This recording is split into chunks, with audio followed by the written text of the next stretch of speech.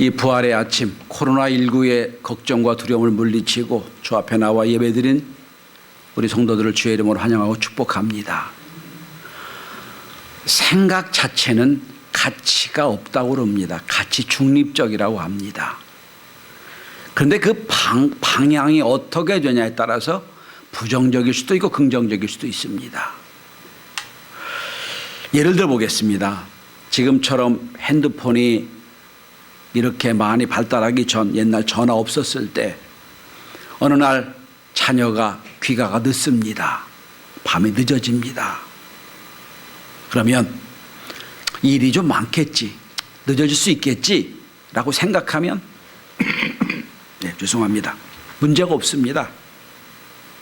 그런데 TV를 트는데 사고 사건이 막 등장을 합니다. 그러면 혹시 내 자녀가 사고 나지 않았을까? 혹시 내 자녀가 무슨 문제가 생기지 않았을까 하는 생각이 자꾸 듭니다. 나쁜 생각은 꼬리에 꼬리를 물고 계속 이어집니다. 결국 그 밤에 잠을 한숨 못 잡니다. 그 자녀가 나중에 문을 열고 늦게 돌아왔을 때 그제서 안심이 됩니다.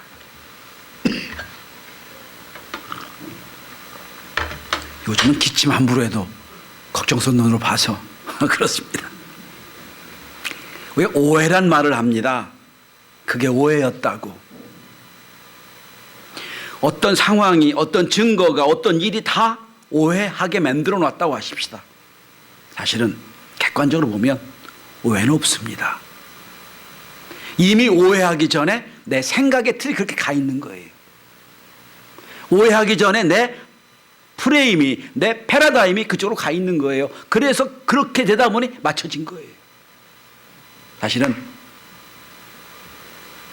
내 가치관과 내 생각에 따라 이미 프레임이 짜여진 대로 조각이 맞춰지는 겁니다. 예를 들어 보겠습니다. 무슨 사건이 있어요. 그 사건을 믿음의 눈으로 봐요. 그럼 그 믿음의 프레임에 다 조각이 맞춰져요. 그게 믿습니다. 똑같은 상황인데 어떤 사람은 그것 때문에 믿어요. 어떤 사람은 그것 때문에 못 믿어요. 뭐죠? 그건? 증거가 얘기하는 게 아니라 내 생각의 틀이 이미 그게 돼 있다는 거예요. 철학자 앙리 브레그루송은 이런 말을 했으면 사람은 두 종류의 사람이 있다. 하나는 다친 마음의 사람이고, 다친 마음은 자기가 체험해야 되고 경험해야 되고 공부해야 되는 것만 인정하는 사람, 다친 마음이 있고, 한편은 열린 마음이 있다. 내가 모르는 것도 경험하지 않은 것도 그럴 수도 있겠다 인정해주는 열린 마음이 있다는 거예요. 다친 마음이 계속되면 보수가 돼버립니다. 다른 사람은 들어가지 않아요. 내게 전부예요. 열린 마음인 사람은 언제든지 받아들일 수가 있어요. 성도 여러분, 예수 믿는다는 것은 열린 마음으로 십자가를 바라보는 겁니다.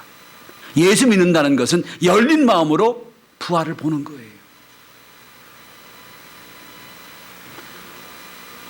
예수님이 이 땅에 할 때 3명을 살리셨어요. 새벽에도 말씀드렸죠. 나사로를 살리셨고, 근데 살린 걸 보시고 나도 저렇게 살아날 수 있겠구나라고 하면 패러다임이 그쪽으로 가 있는 거예요. 근데 그건 기적이고 그건 나와 관계없고 인간은 부활할 수가 없어라고 하면 방법이 없는 거예요. 여러분, 예수님은 이 땅의 공생애 중에 여러 번 수없이 십자가 부활을 말씀하셨습니다. 내가 십자가를 지고 죽고 사흘 만에 부활하리라. 내가 부활한 뒤에 너희보다 먼저 갈릴리로 가 있겠다 말씀하셨어요. 늘 영생을 말씀하셨어요. 오병이어 떡을 주면서도 이 떡을 먹는 자는 영생하리라 하셨고요. 우물가에서 여인에게 물을 떠주면서 이 물을 먹는 자는 목마르지만 내가 주는 물을 먹는 자는 영원하리라 말씀하셨어요. 늘 영생을 말씀하셨어요. 그런데 그렇게 3년을 수없이 쫓아다니며 예수의 말씀을 들었던 사람인데 오늘 그 중에 한 사람은 아직도 믿음이 없어요. 도마의 이야기를 하려고 그럽니다. 제자 중에 하나, 12제자 중에 하나입니다. 그런데 그렇게 수많은 기적을 보고 살아나는 기적을 보고 말씀을 들었는데 믿음이 없어요. 저는 오늘 주인공 도마가 21세기를 사는 현대인을 상징한다고 생각을 합니다. 자, 그럼 이 도마가, 믿음 없던 이 도마가 어떻게 믿게 되었는지, 어떻게 프레임이 바뀌고 패러다임이 바뀌어서 예수를 영접하고 죄를 감당해야 됐는지, 혹시 이 중에 도마와 같은 그런 분이 계시다면 오늘 이 부활의 아침에 믿음의 길로 열린 마음으로 은혜의 길로 나오는 축복과 은혜가 있게 되길 바랍니다. 며칠 전 오늘 본문에 보시면 19절입니다. 예수님이 부활한 뒤에 얼마 뒤에 당시 유대교의 박해와 핍박 때문에 두려워서 제자들이 다 모여 있어요. 모여 문을 꽁꽁 닫아매고 있었습니다. 근데 부활하신 주님이 오셔서 당신의 부활을 보여주십니다. 너무 기뻤어요. 그리고 예수님이 세 가지 말씀을 하세요. 첫째는 평안하뇨, 평안을 물으셨습니다. 둘째로 성령을 받으라, 성령을 말씀하셨어요. 그리고 이렇게 말씀하십니다. 너희들든지 용서하면 나도 용서할 것이고 너희들든지 용서하지만 나도 용서하지 못할 것이다. 용서의 말씀하셨어요. 그러니까 부활 뒤에 우리가 가져야 될 가치는 세 가지라는 거예요. 평안, 성령, 용서, 이런 뜻입니다. 이게 부활로 우리에게 주신 명령이에요. 자, 그 놀라운 예수님이 오셔서 평안을 빌고 성령을 받으라고 하시고 용서의 말씀하시는 그 현장에 유감스럽게도 도마가 없었어요. 도마는 계속 오늘 보면 이렇게 시작합니다. 12제자 중 하나로 디도마라는 도마는 예수께서 오셨을 때에 함께 있지 않았다고 돼 있어요. 없었어요. 우린 결정적인 그 순간에 왜 도마가 없었을까? 성경은 거기에 대해 침묵하고 얘기하지 않습니다. 그런데 둘 중에 하나일 것 같습니다. 첫째는 진짜로 급한 일 때문에 바빠서 그 예수 오실 그 잠시 자리를 비웠을 것 같다는 생각입니다. 근데 그것도 이해가 안 되는 건 지금 박해를 당해서 제자들이 지금 숨어 있는 판인데 바쁜 일이 있을 수 없고 긴급한 일이 있을 수가 없을 거예요. 그럼 두 번째 가능성이 있습니다. 두 번째 뭡니까? 예수님이 오셔서 부활하신 그 장면의 결정적인 순간에 도마가 피해 있는 겁니다. 도마는 예수님의 부활을 그렇게 중요하게 생각하지 않았던 것 같아요. 다른 제자들은 주님이 오실 걸 기다리고 준비하고 있는데 도마는 생각이 별로 없어요. 그래서 슬쩍 빠져나갔습니다. 우리도 이런 분들이 가끔 있어요. 가장 중요하고 결정적인 순간에 슬며시 자리를 비웁니다. 그리고 이렇게 말합니다. 난 모르는 일이야. 난 못 봤어. 내 일 아니야. 이렇게 됩니다. 그 자리에 있었으면 문제가 없을 텐데 그 자리에 부활한 주님을 못 만났기 때문에 문제가 생기는 거예요.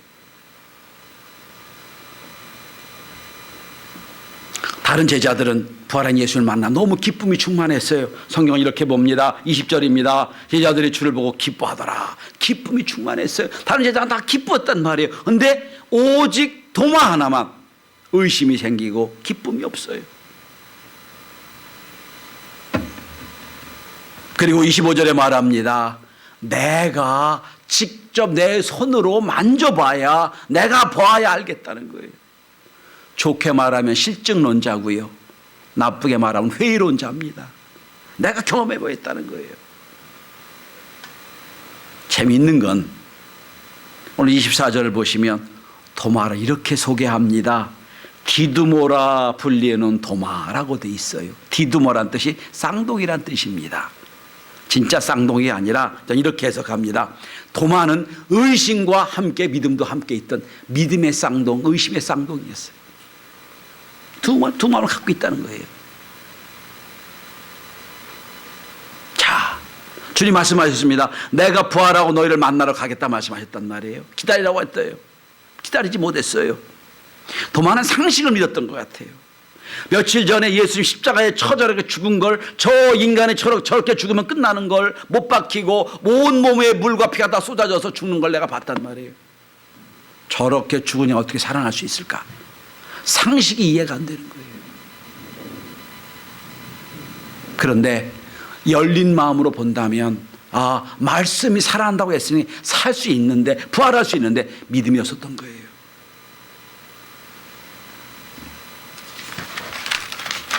그런데 저는 이 도마가 100% 믿음이 없다고 생각하지 않습니다.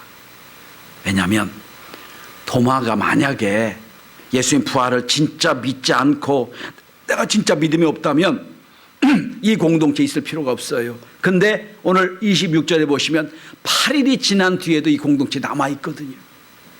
진짜 믿음이 없는 게 아니라 믿음이 지금 없어지는 중에 있다는 거예요. 회의가 된다는 거예요, 지금. 그래서 공동체 떠나지 않고 있는 거예요. 문화부 장관을 지낸 석학 이어령 교수가 어느 신문사와 인터뷰한 것이 이런 게 있습니다. 자기가 볼 때는 한국 크리스찬이 세 종류가 있다는 거예요. 첫째는 마르다형 크리스찬이 있다는 거예요. 그저 손과 발로 마음으로 그냥 행동으로 주님을 섬기는 사람들. 생각은 좀 부족하지만 섬기는 게 기쁘고 주님 만나는 게 기쁜 사람들.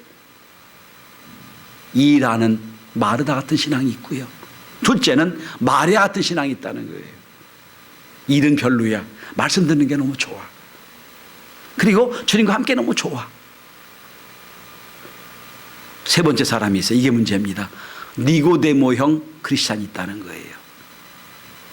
일주일에 한 번은 습관적으로 교회에 나옵니다. 감동적으로 예배 드리는 것 같지는 않은데 그렇지 않은 것 같기도 하고, 팔짱을 끼고 말씀을 잘 듣는데 100% 오케이 하는 것 같지도 않고, 그런데 가슴이 뜨겁지도 차지도 않고 예배 드리는 것 자체를 좋아하고 자기를 하나님과 세상의 중간 정도 있게 여기는 사람, 니고데모 같다는 사람이라는. 그리고 이어령은 얘기합니다. 내가 그런 사람이었다라고 말합니다. 내가 니고데모형 인간이었다. 하나님을 믿고자 하지만 세상도 좋고, 하나님을 믿는 믿음이 있지만 좀 이거 더 완전히 100% 믿으면 내가 좀 미련하게 보일 것 같고, 이렇게 고민했다는 거예요. 저는 이 니고데모형 인간의 모습을 도마에게서 봅니다. 완전히 믿음 없다면 공동체에서 나왔을 때 나오지도 않고 공동체엔 다닙니다. 함께 머물러 있어요. 3년 동안 함께 된 제자가 너무 좋은 거예요. 믿음이 별로긴 한데 교회가 너무 좋아. 교회가 하는 일이 너무 좋고 성도들이 너무 좋아. 근데 내 속을 보니까 100% 믿음이 있는 것 같지는 않아. 이게 도마의 믿음이에요. 오늘 이 성경을 기록한 요한은, 사도 요한은 도마에 대해 깊은 관심이 있는 것 같아요. 요한복음만 도마가 3번 나옵니다. 첫째, 나사로를 살리려고 주님 가실 때 도마가 일어나서 생각합니다. 우리도 죽으러 가자. 야, 죽은 자 살리려고 하는데 잘못되면 우리가 큰일 날 거 아니냐. 그러나 그거 담당하고 가자. 과감한 면도 있어요. 또 예수님이 내가 너희보다 먼저 떠나 천국을 가리라, 너희 예비할 것을 예비하러 오신다, 오겠다 말씀하실 때 도마는 이렇게 말합니다. 주여 어디로 가는지 우리가 알지 못하고는 어떻게 알겠습니까? 라고 먼저 주님 가신 길을 묻고 있어요. 도전적인 사람이에요. 그리고 오늘 본문에 3번째 나오는 게 도마예요. 뭐라고 얘기합니까? 난 믿지 못하겠다는 거예요. 내가 직접 만져보고 내가 직접 체험하기 전에 못 믿겠다는 거예요. 자, 그런 도마 예수님이 어떻게 하십니까? 오늘 본문에 여러분 26절을 주목해 보십시오. 그 21세기 현대 크리스찬 같은 도마를 주님이 찾아오십니다. 찾아오신 주님이에요. 8일이 지났어요. 똑같은 상황입니다. 첫 번째 날과 똑같은 상황. 예수님은요, 이 8일 동안 3년이나 함께 했던 제자들과 함께 도마가 논쟁을 했을 거예요. 우리는 봤다, 도마는 못 믿겠다. 우리는 체험했다, 우리는 못 믿겠다. 그렇게 논쟁했을 거예요. 주님은 8일의 시간을 주신 거예요. 8일 동안 동료들과 함께 이야기하면서 믿음이 생기길 바랬던 거예요. 근데 안 바뀌어요. 도마가 안 바뀌어요. 믿질 않아요. 8일쯤 지난 뒤 사랑이 많으신 예수님은 이 도마를 그냥 놔두고 하늘로 승천할 수가 없어요. 도마를 믿게 해야 돼요. 두 번째 찾아오십니다. 오늘 본문의 26절 27절을 한번 그림을 그려보십시오. 역시 똑같이 문을 닫아 걸고 두려워 떨고 있는 제자들에게 주님 오십니다. 오셔서 26절은 어떻게 인사합니까? 평강이 있느뇨. 일반적인 인사를 하세요. 그리고 곧바로 도마에게 오십니다. 그리고 뭐라고 말씀하십니까? 내 손가락을 이리 내밀어 내 손을 보고 내 손을 내밀어 내 옆구리를 넣어 내가 그인 줄 보라 그럽니다. 그림이 어떤 그림이에요, 여러분? 예수님은 지금 12제자를 만나러 오신 게 아니라 그 중에 도마 하나를 만나러 오셨다는 거예요. 직접 오셔서 말씀하시는 거예요. 도마야, 이제 네가 원하는 대로 네 방법대로 나를 만져보고 믿어라 말씀하시는 거예요. 여러분, 오늘 예수님은 도마를 꾸짖지 않으십니다. 책망하지도 않으세요. 저 같았으면 그렇게도 못 믿느냐? 3년을 너한테 가르쳤잖아. 그렇게 믿음이 없느냐? 호통쳤을 거예요. 나사로사리도 너 있지 않았느냐? 호통치지 않으세요. 그리고 도마가 원하는 방법대로 보여주십니다. 도마야, 내 손을 만져봐라. 네 손을 내 옆구리에 넣어봐라. 그리고 믿어라 말씀하세요. 전이 예수님이 참 좋습니다. 성경에서 제가 제일 좋아하는 감동되는 구절이 하나 있어요. 요한복음 3장 16절 말고요. 이 구절입니다. 예수께서 제자들을 사랑하시되 끝까지 사랑하시니라. 저 구절이 너무 좋아요. 끝까지 사랑하시니라. 저 같으면 도마 버렸을 거예요. 이건 가능성이 없어. 아니에요. 끝까지 사랑하시라. 승천을 앞에 놓고 제자, 아직도 의심하는 제자를 찾아오세요. 그리고 당신의 방법대로 믿게 하세요.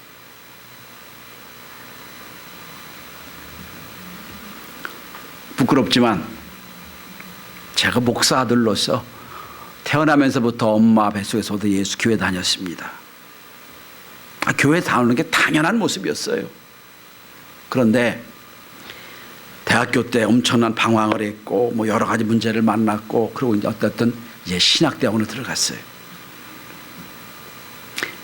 좀 신학대학원이 여러분 80년대니까 80년대 초반이니까 여러분 직장생활하다 뜨거운 분들이 저희 50명 입학 동기 중에는 대학으로 상무 출신도 있고요. 지금 교장 은퇴하신 분도 있고요. 하여튼 내노라는 분, 경찰 하다 오신 분도 있고요. 내노라는 분이 뜨거운 마음으로 오신 거예요. 그런데 그 뜨거운 마음이 첫 시간 산산조각이 났어요. 첫날 조직신학 시간이었는데 변선한 박사라는 분이 계세요. 감신에 돌아가셨는데 그분이 첫날 딱 오셔서 아주 뜨겁게 앞으로 목사가 되려고 작정하고 온 모든 세상 걸 버리고 온 50명을 딱 앞에 놓고 첫 마디가 뭔지 아세요? 제군들, 아직도 예수 믿어? 아직도 예수 믿어? 이 한마디가 그냥 다 꼬꾸라졌어요. 예수 믿어 왔는데 아직도 예수 믿냐는 거예요. 그리고 막 한 학기를 계속 우리 흔들어대는데 엄청 흔들었어요. 그래서 50명 중 7명이 학교를 떠났어요. 장신 가고 충신 가고 침신 갔어요. 이 학교 못 다니겠다. 이분 학교냐고. 그렇게 흔들었어요. 근데 지금 이렇게 돌아보니 여러분, 네가 믿느냐? 똑같은 질문한 것 같아요. 너 믿냐? 아멘 하고 그냥 쉽게 대답하지 말고 믿음의 근거를 갖고 있냐? 확인 안 하는 것 같았어요. 믿음의 근거가 있냐? 나는 이렇게 이래서 믿는다, 이게 있냐? 물으시는 것 같았어요. 그 근거 뼈대를 튼튼히 했던 한 학기였습니다.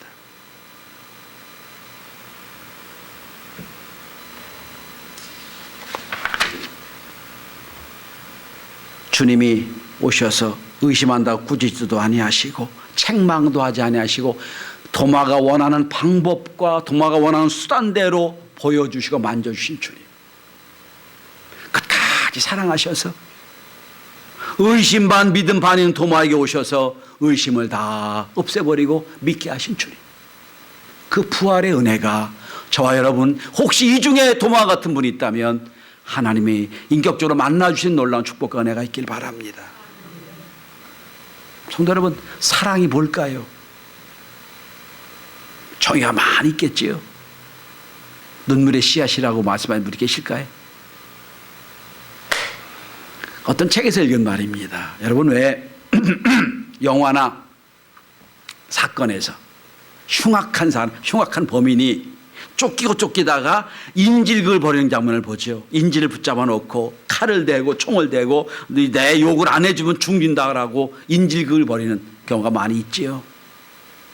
근데 여러분, 그 인질을 잡고 있는 흉악범을 완전히 무장 해제시키는 사람이 딱 한 명 있어요. 마지막까지 가서 그 흉악한 사람을 다 해제시키고 순순히 해결하게 한 사람 누군 줄 아세요? 형사예요? 아니요. 선생님? 아니요. 거의 모두 답은 엄마예요. 엄마가 가서 그 흉악범을 무장해제시키고 와요. 어른 책이 얘기합니다. 도대체 엄마가 도대체 어떻게 해서 저 흉악한 범을 저렇게 무장해제시키고 다 해결할까? 두 가지를 말합니다. 첫째는 엄마는 믿는다는 거예요. 믿음이라는 거예요. 그러니까 사랑의 첫째는 믿어주는 거라는 거예요. 나는 지금 네가 흉악범이 돼 저렇게 인질극을 벌이고 있지만 네가 본래 그렇지 않다는 걸 믿는다는 거예요. 그리고 혹시 그렇게 나쁜 짓을 했다 하더라도 그럴 수밖에 없는 사건과 상황이 있다고 믿는다는 거예요. 이게 엄마라는 거예요. 믿는 것. 그 두 번째 사랑은 기다려준다는 거예요. 엄마가 10개월 동안 뱃속 아이를 넣고 기다려서 아이를 낳는 것처럼 갓난아기부터 시작해서 저렇게 크게까지 쭉 기다리는 것처럼 엄마는 기다려준다는 사랑이라는 거예요. 그 책은 이렇게 말하고 있습니다. 네가 지금 여기서 자수하고 감옥에 가고 어려움을 당해도 엄마는 널 기다려줄 거야. 두 가지가 사랑을 바꾼다는 거예요. 믿어주는 것, 기다려주는 것. 오늘 여러분, 도마에게도 주님 오셔요. 오셔서 믿어주세요. 그래, 네가 지금 내가 했던 말씀을 다 잊어버리고 내가 너와 함께 했던 모든 기적권을 다 잊어버리고 너 순수하게 아주 상식적으로 보야만 난다, 보고 믿는다고 하는데, 그래 봐라. 그래 너 봐라. 그런데 나는 너를 믿는다 말씀하세요. 내가 아직도 믿음이 없다면 네가 믿음이 있을 때까지 기다리겠다 말씀하세요. 그게 끝까지 사랑하시는 거예요. 이 중에서도 우리 성도 중에서도 내가 반은 믿고 반은 안 믿어 왔다 갔다 하는 분이 계실지 모르겠어요. 그래서 저는 압니다. 여러분, 하나님이 여러분을 지금 한 번 손잡고 계시면 그 손은 결코 놓지 않으실 겁니다. 여러분 믿어서 여러분 손을 털고 주의 품으로 안기기 전까지 주님은 포기하지 않으실 겁니다. 우리가 원하는 방법대로, 우리가 원하는 뜻대로 다 보여주시면서 내 인격이 바뀌어서 주님 제가 믿습니다 돌아올 그때까지 기다려주신 주님, 그 은혜가 이 아침 저와 여러분에 있길 바랍니다. 많은 제자들 물리치시고 도마에게 직접 오셔서 직접 보여주시면서 말씀하신 그 예수의 은혜에 도마가 꼬꾸라집니다. 그리고 여러분 28절을 보십시오. 도마는 직접 만지지도 않았어요. 손에 넣지도 않았어요. 그냥 보기만 한 거예요. 내가 원하는 대로 그냥 손으로 만지겠다는 것도 아니에요. 만지지도 않고 그죠? 이렇게 고백합니다. 도마가 고백합니다. 나의 주님이시오 나의 하나님이십니다. 고백해요. 찾아오신 주님에 대한 감동이 있고요. 직접 못에 잘린, 못에 박힌 손, 창자국 난 옆구리를 보여주시면서 책망도 안 하세요. 이걸 보고 믿으라 말씀하세요. 여기 꼬꾸라지는 거예요. 부활은 여러분, 믿는 자에겐 부활이 있지만 어떤 조건과 어떤 증거를 보여줘도 믿지 않는 사람에게 믿음이 없는 거예요. 여러분, 이렇게 직접 보여주시고 도마에게 신앙 고백하게 하신 뜻이 뭔 줄 아세요? 여러분, 오늘 우리가 이 부활의 아침에 반드시 믿어야 되는 것이 31절이에요. 31절 우리 다 함께 크게 믿음의 고백으로 함께 읽어보겠습니다. 시작. 오직 이것을 기록함은 너희로 예수께서 하나님의 아들 그리스도이심을 믿게 하려 함이요 또 너희로 믿고 그 이름을 힘입어 생명을 얻게 하려 함이라. 두 가지입니다. 믿게 하려고, 생명을 주게 하려고. 두 가지예요, 여러분.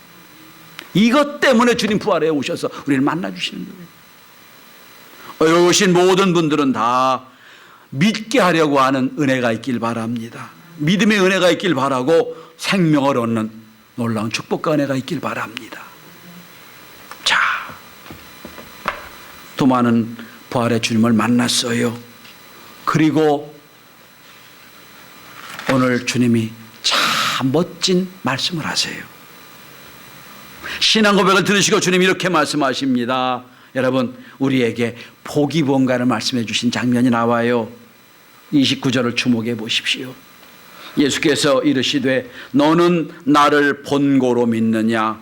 보지 못하고 믿는 자들인 복되도다. 복이 뭐예요, 여러분? 복, 돈 많이 버는 것, 성공하는 것, 오래 사는 것 아니라는 거예요. 복이 뭐냐? 믿음이 복이라는 거예요. 그런데 어떻게 믿느냐? 보지 않고 믿는 자가 복이 있다는 거예요. 보지 않고 믿는 자.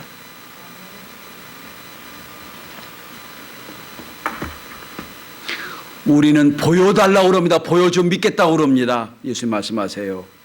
너희가 믿으면 보리라. 교부 어거스틴은 참 중요한 말을 남겼습니다. 우리는 때로 보지 못하는 것을 믿는다. 그런데 그 보상으로 믿는 것을 보게 될 것이다. 믿음은 보지 못하는 걸 증거하는 겁니다. 그 후에 그 결과로 믿음을 보게 되는 겁니다. 놀라운 건 이렇게 21세기 현대인처럼 반은 믿고 반은 안 믿고 실증적인 걸 추구했던 도마가 찾아오신 주님을 만나고 나서 신앙 고백을 하고 도마가 바뀝니다. 어떻게 바뀌는 줄 아세요? 요한복음에 네 번째 도마가 등장을 합니다. 첫 번째는 나사로가 살릴 때 등장했고, 주님이 이제 가신다고 했을 때 어디로 가는지 알지 못한다고 했을 때 등장했고, 세 번째는 오늘 본문에 등장했고, 네 번째 또 등장하는 게 있어요. 어떻게 바뀌었는가? 요한복음은 이걸 은유적으로 설명합니다. 저도 그 설명을 따라가 보겠습니다. 21장 넘어가 보십시오. 요한복음 21장입니다. 21장은 무슨 장입니까? 베드로에게 사명 주신 장면이 나오죠. 내 양을 먹으라 내 양을 치라는 장면이 나오죠. 그 전에 여러분 제자가 나타나셨죠. 21장 1절입니다. 예수께서 디베라 호수에서 제자에게 자기 나타나셨다라고 되어 있죠.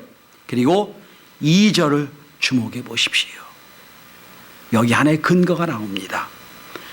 시몬 베드로와 디두모라 하는 도마와 갈릴리 사람 나다나엘과 세베대 아들들과 또 다른 제자 둘이 함께 있더니, 여기 누가 이름이 나오죠? 도마 이름이 나오죠. 몇 번째 나와요? 베드로 다음에 나와요.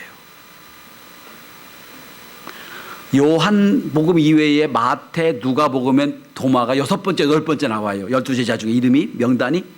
근데 요한복음에서는 두 번째로 확 올라갑니다. 수제자 베드로, 그 다음에 도마가 돼요.